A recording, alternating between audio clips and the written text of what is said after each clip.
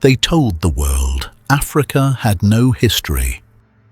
They repeated it so often that it hardened into fact, and for centuries that lie shaped textbooks, documentaries, and the global imagination. But history does not disappear just because it is ignored. It waits. Before European ships ever scraped African shores, before flags were planted and borders drawn with rulers on foreign desks, Africa was already old, ancient beyond measure.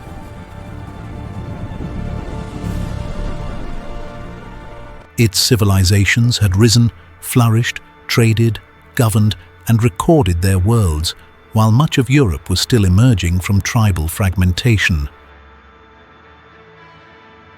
Yet when Europe began its expansion, it needed a story, one that justified conquest. That story required Africa to be empty of achievement, frozen in time, awaiting discovery. And so a deliberate forgetting began. Maps were redrawn, names were erased, written records were dismissed as myth. Oral traditions were mocked as unreliable. Architecture was attributed to outsiders. Metallurgy was explained away as coincidence. African agency became invisible. This documentary begins where that lie falls apart. Africa is not the absence of history. Africa is the birthplace of it.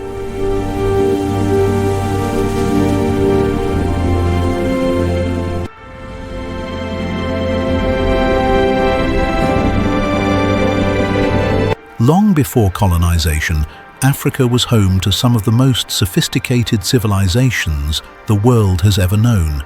States with complex political systems, international trade networks, advanced science, monumental architecture, and philosophical traditions. These societies did not simply exist, they thrived. But to acknowledge that truth would have shattered the colonial narrative, so Europe chose erasure over recognition. This is the story of what existed before the ships arrived. This is the story of what was buried intentionally. This is the story of Africa before colonization. Every story has a beginning. Human history begins in Africa, not symbolically, not metaphorically, literally.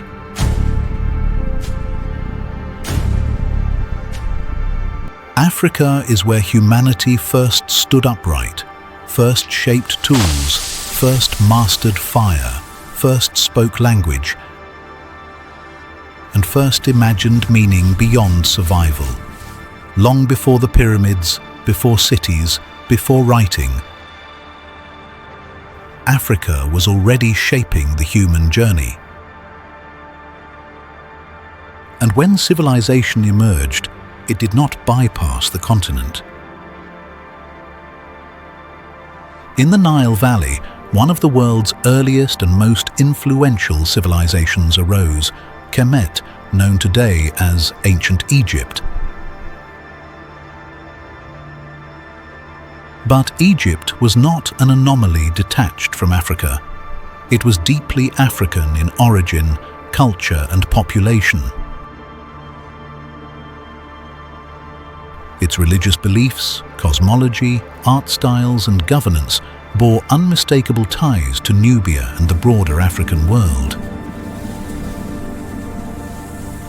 South of Egypt, the Kingdom of Kush rose, sometimes rival, sometimes ruler. Kushite kings conquered Egypt itself and ruled as pharaohs during the 25th dynasty, reviving African traditions that had been diluted by foreign rule. This was not imitation, it was continuity. Far from the Nile, other civilizations emerged independently. In West Africa, early societies mastered agriculture and ironworking thousands of years before European contact. The Nok civilization, flourishing as early as 1000 BCE, produced advanced terracotta sculptures and iron tools at a time when iron metallurgy was still rare globally. These were not isolated breakthroughs, they were part of a continent-wide pattern of innovation. Africa did not wait to be taught civilization. Africa taught itself. Yet colonial historians would later frame these achievements as borrowed, accidental, or exaggerated, because acknowledging African primacy threatened the myth of European superiority. But the archaeological record tells a different story, one that cannot be silenced forever. When Europeans arrived in Africa, they did not find scattered tribes wandering aimlessly through the wilderness. They found cities. They found capitals with paved streets, royal palaces, administrative districts, and markets humming with commerce. They found laws, taxes, courts, and standing armies. In West Africa, powerful states rose and fell centuries before colonization. Ghana, known as Ouagadougou, controlled vast gold trade routes as early as the 6th century.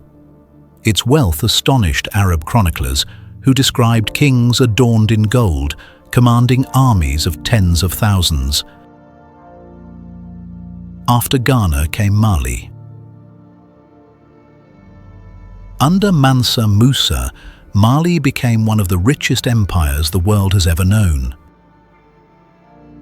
His pilgrimage to Mecca in the 14th century was so lavish that it disrupted gold markets across North Africa and the Middle East. Timbuktu, one of Mali's great cities, became a global center of learning, home to universities, libraries, and scholars whose works spanned astronomy, law, medicine, and philosophy.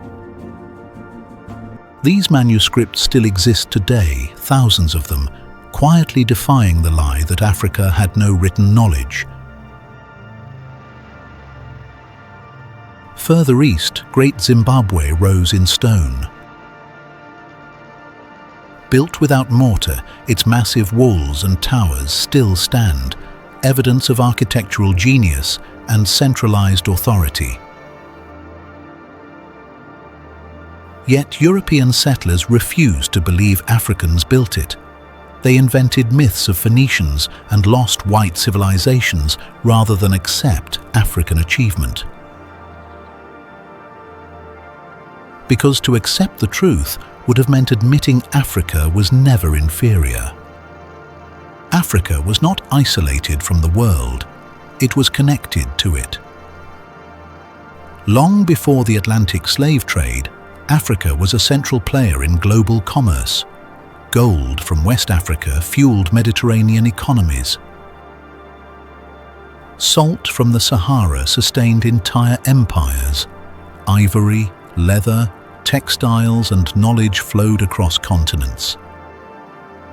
The Swahili city-states along East Africa, Kilwa, Mombasa, Sofala, were maritime powers trading with Arabia, Persia, India and China. Chinese porcelain has been found in African ruins dating back centuries before European arrival. African astronomers mapped the stars. African metallurgists perfected steel. African physicians practiced surgery. Yet, when Europe rose to dominance, these contributions were systematically minimized. Trade networks were reframed as dependency. Scientific knowledge was dismissed as folklore. Economic sophistication was reduced to raw material extraction. Colonization did not bring Africa into the world economy. It removed Africa from the one it had already built. And with that removal came violence, not just physical, but intellectual. A continent's past was stripped away to make domination seem natural. But history has a way of resurfacing, and this is only the beginning. Europe did not only misunderstand Africa, it refused to understand it, because to truly see African philosophy would have meant admitting that African societies were guided not by chaos, but by deeply rooted systems of thought, ethical, spiritual, and political frameworks refined over centuries. Across the continent, African civilizations developed philosophies that governed how humans related to one another, to nature, and to power itself. These were not crude superstitions, they were coherent worldviews. In many African societies, the individual did not exist in isolation. Identity was relational. A person was defined by their place in the community, by obligation as much as by freedom. What modern thinkers now call communitarianism was already lived reality in Africa long before it appeared in Western political theory. Among the Akan, the Yoruba, the Igbo, the Bantu-speaking peoples, and countless others, moral systems emphasized balance, reciprocity, and continuity. Justice was not solely punitive, it was restorative. The goal was not to destroy the offender, but to repair the social fabric. Spirituality was inseparable from daily life. The divine was not distant, but immanent, present in land, ancestors, and living beings. Knowledge was not monopolized by priests alone. It was shared through elders, griots, healers, and philosophers whose authority came from wisdom, not force. When Europeans encountered these systems, they did not attempt to understand them. They labeled them pagan, animist, or primitive, then replaced them with imported doctrines that served colonial control.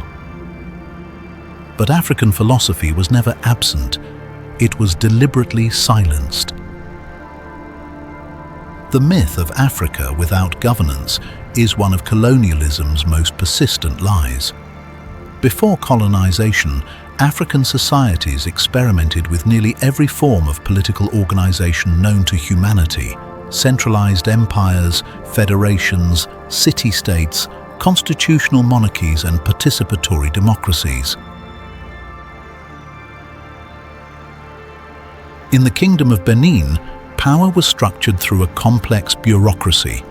The Oba ruled, but he was restrained by councils of nobles, guild leaders, and religious authorities. Decisions were debated, authority was negotiated. Power was not absolute.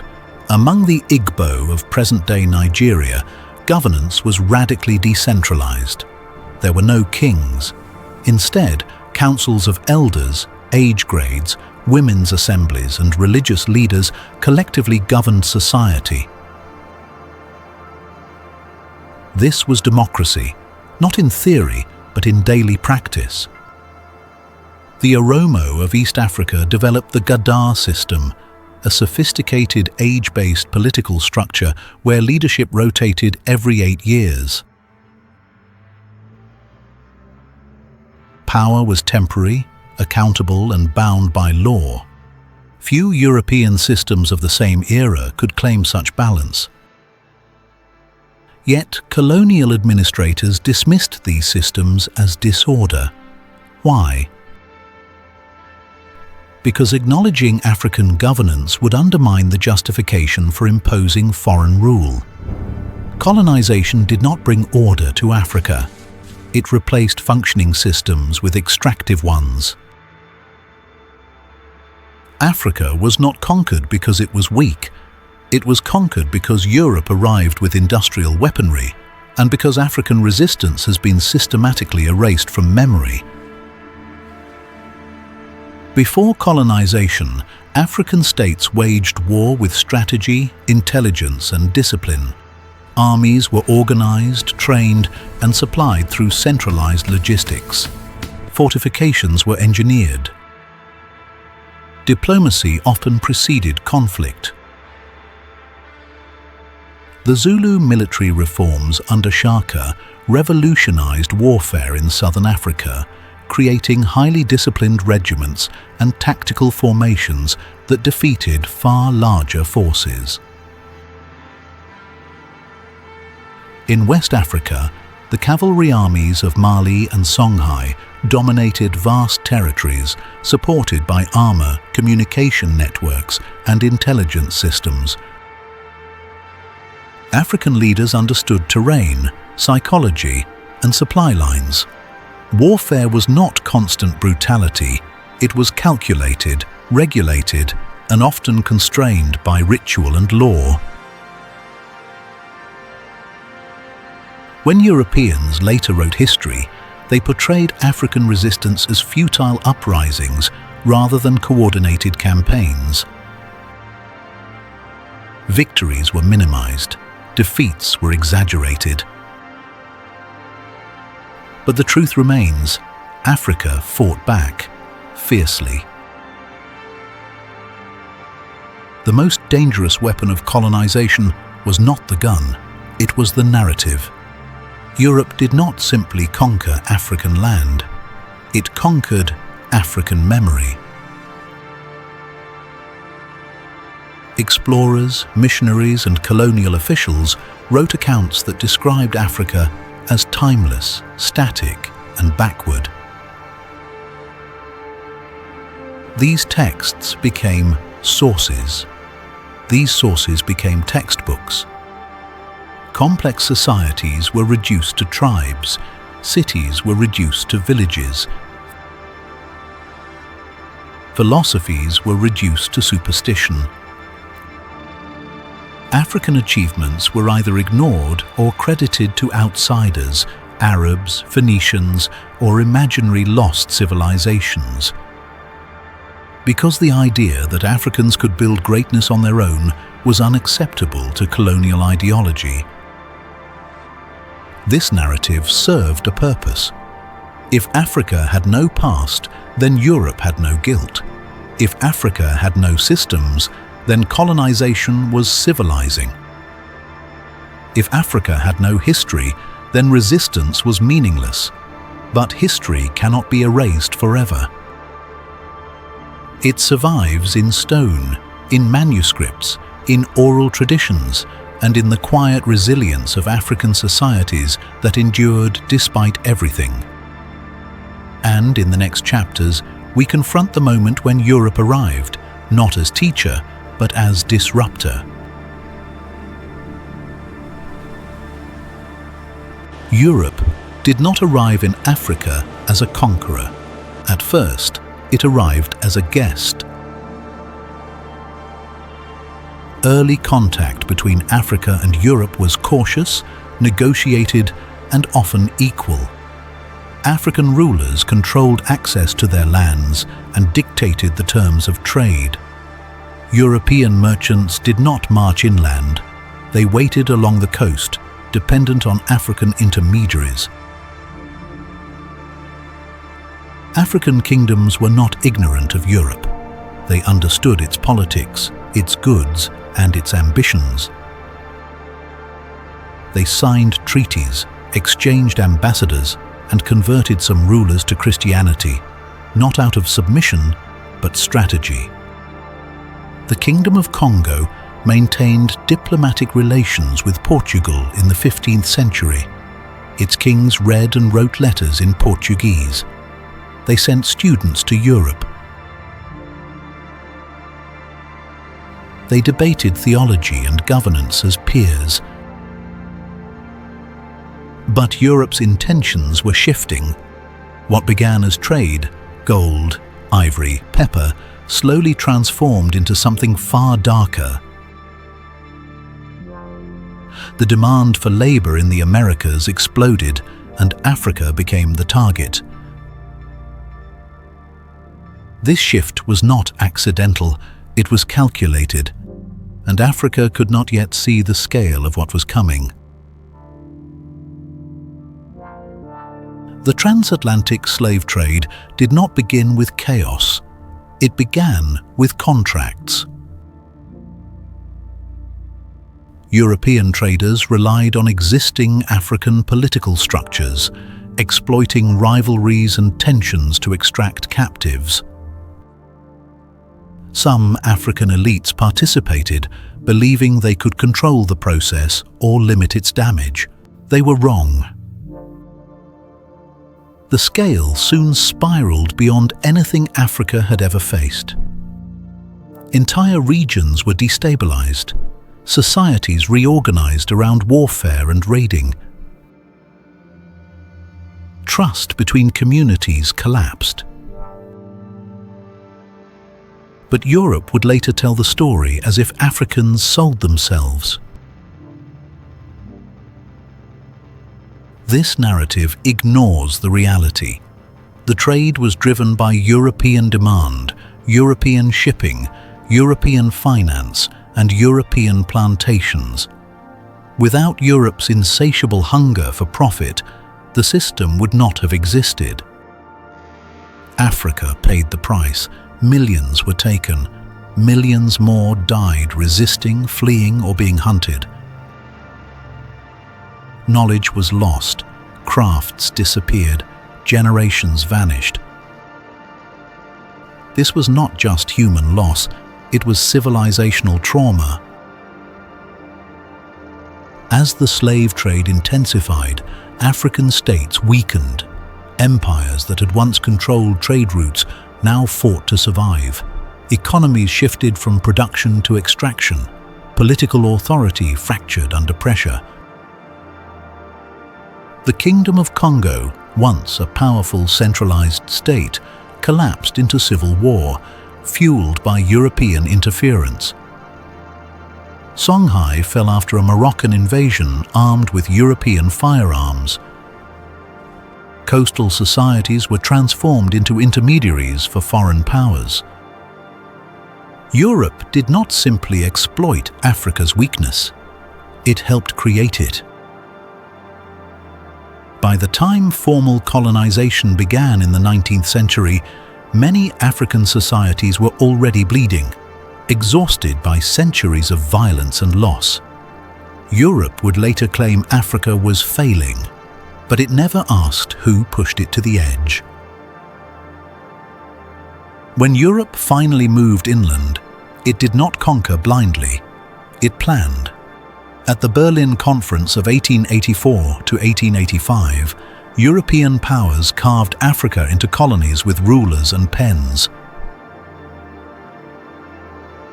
No African was invited, no culture was consulted, no history was considered. Ancient trade networks were severed. Ethnic groups were split across borders. Rival communities were forced into artificial states. These borders were not mistakes. They were tools. Divide the people, weaken resistance, make unity impossible. The effects remain today.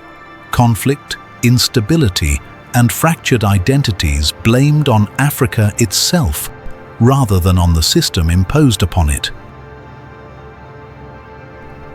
Colonization was not just about land, it was about breaking memory. Colonization did not begin with bullets, it began with definitions. To rule Africa permanently, Europe understood it had to do more than control land. It had to control how Africans saw themselves. Identity became the battlefield. African names were replaced. Spiritual systems were outlawed or demonized. Clothing, hairstyles, languages, and customs were labeled backward. Entire belief systems were reclassified as witchcraft and punished by law. Children were taught to associate their heritage with shame. To succeed in the colonial world, One had to sound European, dress European, think European. Africa itself was recast as a mistake to be corrected. This was not accidental assimilation, it was psychological warfare. By breaking African identity, colonizers weakened resistance. A people uncertain of their worth is easier to rule. A people taught to despise their past will not fight to protect it. Yet beneath the surface, African identity endured, quietly, stubbornly, waiting. Colonial schools did not exist to educate Africans, they existed to reshape them. Curricula erased African history entirely. Students learned about European kings, explorers, and revolutions, while their own civilizations were dismissed as non-existent. Africa entered the classroom only as a backdrop to European heroism. Languages of instruction were foreign. Speaking indigenous languages was punished. Intelligence became associated with how closely one could imitate Europe. The result was devastating. Generations grew up disconnected from their history, believing their ancestors contributed nothing to the world. Yet outside classrooms, knowledge survived, in secret, in stories, in songs, in memory. Education tried to erase Africa, but Africa refused to forget. Africa did not submit quietly. From the first moment of colonization, resistance erupted across the continent. Some fought with armies, others with sabotage, diplomacy, or refusal. Samurai Touré waged a decades-long war against French expansion. The Ashanti resisted British rule repeatedly, defeating them multiple times. In southern Africa, the Zulu and Ndebele fought fiercely against encroachment. Even where military defeat came, resistance continued through culture, language preservation, spiritual practice, and memory. Colonial histories framed these struggles as rebellions. They were wars of survival. Europe claimed it brought peace to Africa. The record says otherwise. Colonization brought forced labor, land theft, famine, and violence on a massive scale. Entire populations were displaced. Economies were redesigned to serve Europe alone. Infrastructure was built, but only to extract resources. Stability was enforced, but only through brutality. The civilizing mission was never about uplifting Africa. It was about controlling it. Europe failed to erase Africa. It wounded it, it distorted it, but it did not destroy it. Across the continent, fragments of ancient knowledge endured, often hidden in plain sight. Oral historians, known by many names, griots, imbongi, bards, carried genealogies, epics, laws, and philosophies across generations. They burned our books to erase our history, but our voices are unburned.